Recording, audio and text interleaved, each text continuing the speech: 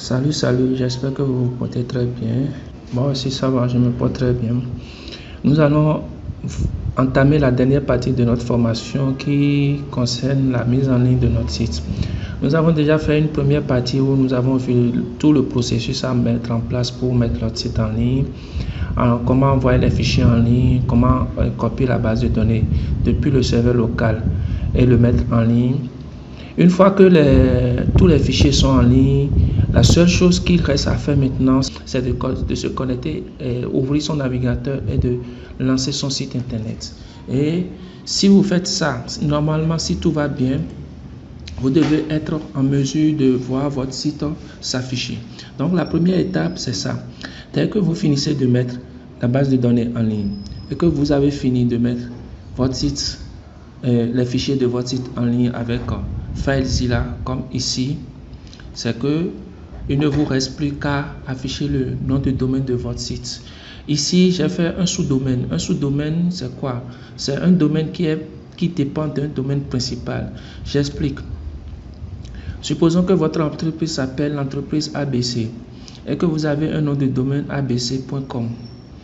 Un sous-domaine sera formation.abc.com parce que dans l'entreprise, vous avez peut-être un centre de formation. Donc, vous avez le sous-domaine formation.abc.com. Vous pouvez avoir, par exemple, une activité qui est liée à l'agriculture. Par exemple, vous mettez agriculture.abc.com. Donc, c'est un domaine qui dépend d'un domaine principal. Donc, comme je le disais, il faut simplement saisir votre nom de domaine pour afficher votre site. C'est ce que je vais faire. J'ai créé un sous-domaine parce que je n'ai pas acheté un nom de domaine spécifique pour ma boutique. Et comme c'est une boutique démo, j'ai juste mis un sous-domaine à un domaine qui existe. Donc, ici, je vais taper boutique. Et je vais voir si tout marche bien, mon site doit normalement s'afficher. Maintenant, si tout ne marche pas bien, on va voir tout à l'heure les différentes erreurs possibles que vous pouvez voir au niveau de votre site internet. Donc, chez vous, normalement, ça doit être le nom de domaine que vous avez choisi. Et c'est ce nom de domaine-là que vous allez saisir maintenant dans votre navigateur pour voir si votre site va s'afficher. Si votre site s'affiche, la deuxième étape à faire, c'est de se connecter à l'admin pour voir si l'admin aussi, vous avez accès à l'admin. Comme vous le voyez, le site se charge, donc forcément, le site est en train de s'afficher. Et voilà, le site s'affiche. Et vous voyez, le site s'affiche textuellement comme c'était en local. Vous voyez l'avantage de travailler en local également, de travailler sur un nom de domaine déjà en local. Donc, le site s'affiche textuellement en local. Voilà. Je peux aller sur un produit pour voir comment ça va s'afficher pour être sûr que tout fonctionne normalement. Donc, je clique sur un produit. Et voilà, le produit s'affiche. Je peux même tester une commande. Ah, ça, ce n'était même pas un produit, c'était la partie blog. Donc, je viens au niveau de l'accueil.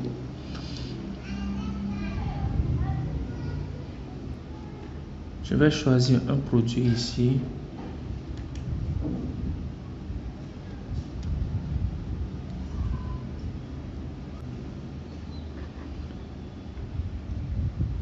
Je fais ajouter au panier. Donc là, qu'est-ce que je suis en train de faire? Je suis en train de tester tout le processus du site pour être sûr que tout le processus fonctionne et que tous les compartiments du site fonctionnent normalement. Je n'ai pas encore pu me connecter à l'espace admin, mais pour le moment, je suis en train de tester l'ensemble. On m'a dit de choisir, de sélectionner la quantité, ce que je n'ai peut-être pas fait. Donc je fais comme ça, je fais ajouter.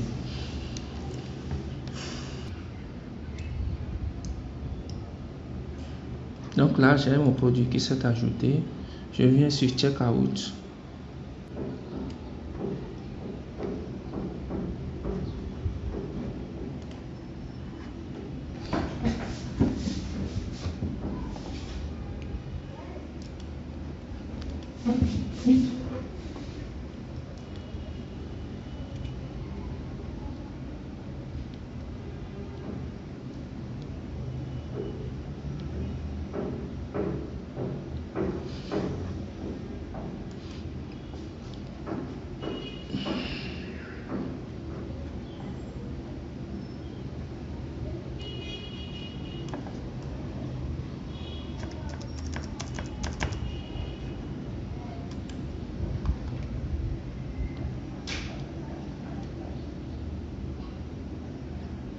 Donc là, j'ai poursuivi et vous voyez, le paiement a été confirmé et je suis revenu sur le site. Donc, dans l'ensemble du site fonctionne.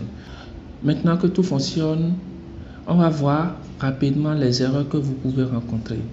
Le premier erreur que vous pouvez avoir c'est au niveau du VirtualHost qu'on a téléchargé, qu'on a installé. Quand on met en place un VirtualHost, qu'est-ce qu'on dit à notre navigateur? C'est de se connecter à ce site sans aller chercher cela sur internet, donc de se connecter à ce site en local. C'est le premier problème que vous pouvez avoir. Ça veut dire quoi? Ça veut dire que dès que vous allez taper votre nom de domaine, tant que le VirtualHost est configuré, c'est le site local qui va s'afficher et non le site en ligne. Qu'est-ce qu'il faut faire en ce moment? Il faut supprimer le VirtualHost. Donc je vais revenir en arrière sur localhost, le site s'affiche. Je viens au niveau de ajouter un VirtualHost et vous avez ici formulaire de suppression de VirtualHost. Donc je vais supprimer le VirtualHost et je vais revenir sur, je vais forcément redémarrer le DNS comme on a fait au moment où on avait créé le VirtualHost. Donc je redémarre le DNS, je vais surveiller mon serveur pour qu'il passe au vert. Donc le serveur passe au vert et vous allez vous rendre compte que le VirtualHost n'existe pas. Maintenant, si je vais taper, dès que je vais taper boutique.com, vous voyez, il ne pointe plus vers le serveur en local, mais ça va directement sur internet pour chercher boutique.com. Donc si vous rencontrez le problème que vous mettez toutes les informations en ligne, la base de données et les fichiers, et que vous voulez accéder à votre site, il faut d'abord supprimer le VirtualHost. Donc c'est le premier problème. Le deuxième problème que vous pouvez avoir, c'est un problème qui vient de la mauvaise configuration de fichiers wp-config.php. Je vous affiche l'erreur que vous pouvez avoir pour que vous puissiez voir ce dont je suis en train de parler. Je vais essayer d'accéder à mon site boutique. Et vous avez ce problème. Quand vous avez ce message, ça veut dire quoi? Ça veut dire que le système n'arrive pas à se connecter à votre base de données. Ça veut dire que au niveau de votre fichier config, wp-config, il y a un problème au niveau des informations qui permettent de se connecter à la base de données. Donc il faut aller vérifier ces informations. Et pour le faire, vous venez au niveau de FileZilla, vous avez le fichier wp-config ici. Vous faites clic droit et vous faites afficher et éditer. Et vous faites OK. Si ce message là s'affiche, vous allez pointer la partie où il y a les informations de la base de données. Si vous vous rappelez, c'était 4 informations: le nom de la base de données, le nom d'utilisateur, le mot de passe et le serveur, le nom du serveur. Donc il faut vérifier ces informations pour voir si ces informations sont correctes. Ici, qu'est-ce que moi j'ai fait? J'ai juste changé le nom de la base de données. Donc dès que vous vérifiez les informations et que vous corrigez les informations, vous enregistrez. L'autre problème qui peut amener à avoir ce message, c'est que au niveau du préfixe, le préfixe ne correspond pas au préfixe en local. En ce moment, c'est un autre message qui s'affiche et on va voir également ce message là tout à l'heure. Donc dès que vous corrigez les informations liées à la base de données, vous enregistrez votre fichier et FileZilla vous demande qu'il y a des corrections, que le fichier a été modifié. Vous faites oui et vous enregistrez, vous en renvoyez le fichier modifié. Dans ce cas, après cela maintenant, vous pouvez revenir sur votre site et vous allez lancer le site. Normalement, si tout marche bien, le site s'affiche.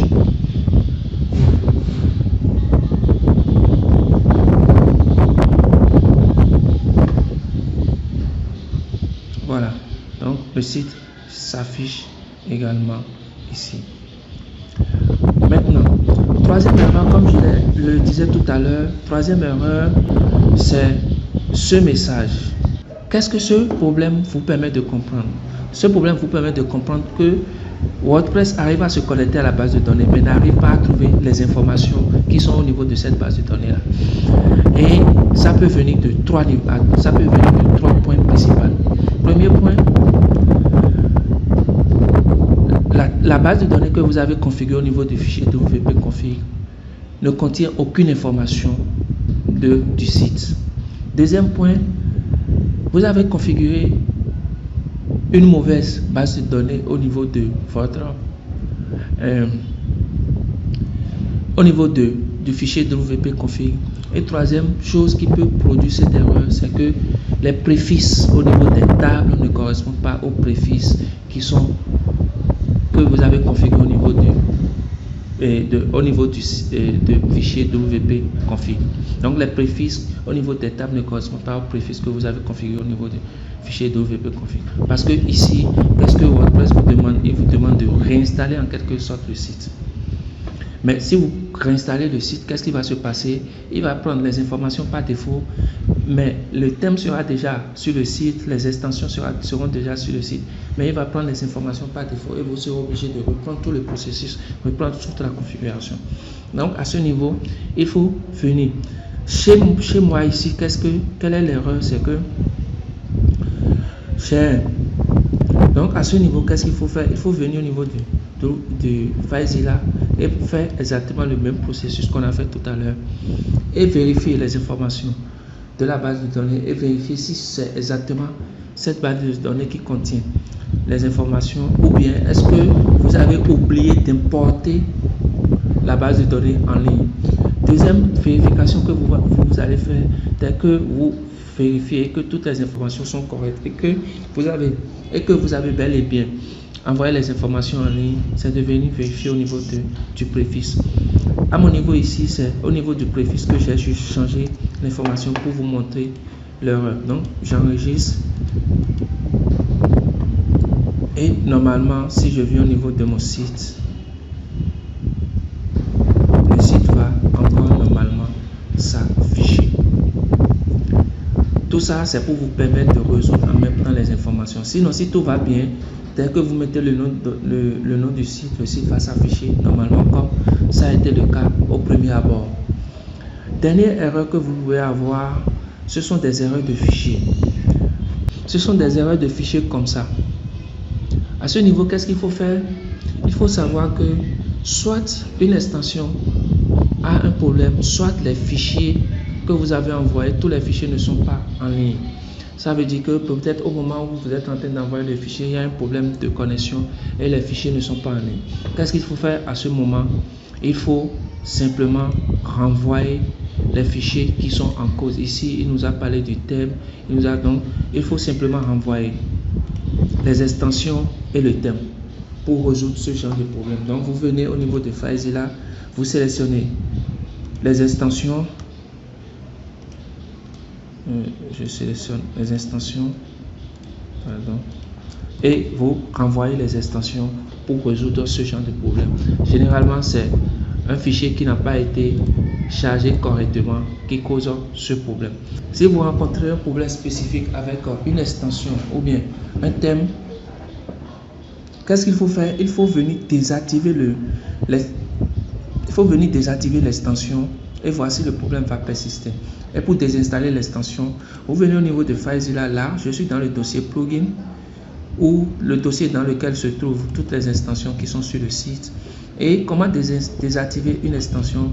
Vous cliquez sur l'extension, vous faites renommer et vous faites renommer et vous mettez juste un underscore ou bien deux underscores en fonction de ce que vous voulez au niveau de FileZilla. Automatiquement, vous venez de désactiver. Je viens de désactiver tout ce qui est ici a été désactivé. Donc cette extension ne sera plus fonctionnelle sur le site et ça peut résoudre certains problèmes si c'est une extension spécifique qui est à la base du problème. Voilà en résumé comment vous pouvez mettre en ligne votre site et voilà les erreurs, les problèmes que vous pouvez résoudre au niveau du site. Voilà en résumé comment mettre son site en ligne et comment résoudre quelques problèmes. Si lors de la mise en ligne vous rencontrez d'autres problèmes qui ne font pas partie des problèmes que je viens de lister, faites-moi savoir pour que je puisse résoudre le problème avec vous pour vous dire réellement quelle était la base du problème et comment résoudre ces problèmes-là. Voilà, nous sommes à la fin de cette vidéo et pratiquement nous sommes à la fin de notre formation.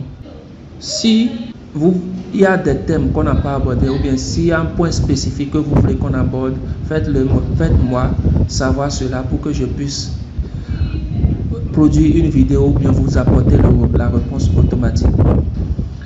N'hésitez pas à poser des questions comme d'habitude, n'hésitez pas à me dire vos préoccupations, vos inquiétudes. Et si, comme je l'ai dit tout à l'heure, s'il y a un thème spécifique que vous voulez que j'aborde, n'hésitez pas à me le dire. Je vais essayer d'aborder le thème en vidéo ou en audio pour que vous ayez la satisfaction. J'espère que jusque-là, chacun a pu évoluer comme il le faut et qu'aujourd'hui, vous êtes capable de créer une boutique de vente en ligne et de configurer un système de paiement. C'était l'objectif de départ. Est-ce que chacun a pu atteindre cet objectif? C'est important de me le faire savoir. Si vous avez des difficultés, je suis disponible pour vous apporter des réponses. Et merci pour la patience, merci pour la fidélité et merci à chacun de vous pour avoir dégagé le temps nécessaire pour suivre cette formation.